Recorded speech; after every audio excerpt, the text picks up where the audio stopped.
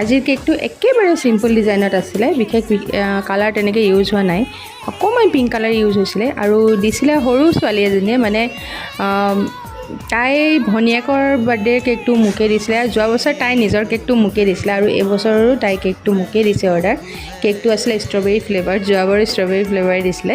তাই আচলতে ষ্ট্ৰবেৰী ফ্লেভাৰটো খুব বেছি ভাল পায়। আৰু সৰু ছোৱালী, কিন্তু তাইৰ চইচবোৰ সঁচাকৈ বৰ বেছি ধুনীয়া। আগৰ কেককেইটা বৰ ধুনীয়া ডিজাইন তাই নিজে চুজ কৰি দিছিলে ভনীয়েকৰ কাৰণে, তাই নিজৰ কাৰণে। আৰু এইটো ডিজাইনো তাই নিজৰ কাৰণে নিজে চুজ কৰি পেলাই দিছে। ট্ৰেণ্ডিঙত থকা ডিজাইনেই হয়, কিন্তু একদম চিম্পুলত আছিলে। কেকটো হোৱাইট বেছতে মই প্ৰথমে মানে হোৱাইট কালাৰতে বেছটো ৰেডি কৰি ল'লোঁ, কাৰণ ফটোখনত তেনেকৈ আছিলে। আৰু মাজৰ অংশত অকণমান পিংক কালাৰৰ অকণমান আভাস এটাহে আছিলে। আৰু কেকটোত ওপৰৰ পৰা স্বৰ্ল আছিলে ডিজাইনটো, লগতে বৌ টাইপত মানে ডিজাইন আছিলে, যিটো বৰ্তমান চলিয়ে আছে, আপোনালোকে দেখিছে বহুতে হয়তো। এই ধৰণে বৌ আঁকা আছিলে পিংক কালাৰত, আৰু মাজতে লিখা আছিলে হেপী বাৰ্থডে বুলি। তাইৰ নামটো লিখি দিব দিছিলে, ধুন বুলি। তো সেইধৰণে নামটো লিখি মেছেজটো লিখি দিলোঁ। আৰু কেকটোৰ ছাইডে ছাইডেও আছিলে তেনেকৈ, ওপৰৰ পৰা অলপ স্প্ৰিংকল, মানে হোৱাইট পাৰ্ল যিটো হয় সেইটো স্প্ৰিংকল কৰি দিলোঁ। আৰু কেকটো ৰেডি হৈ গ'ল। একদম চিম্পুল আছিলে, কিন্তু দেখিবলৈ বহুত ধুনীয়া লাগিছিলে কেকটো।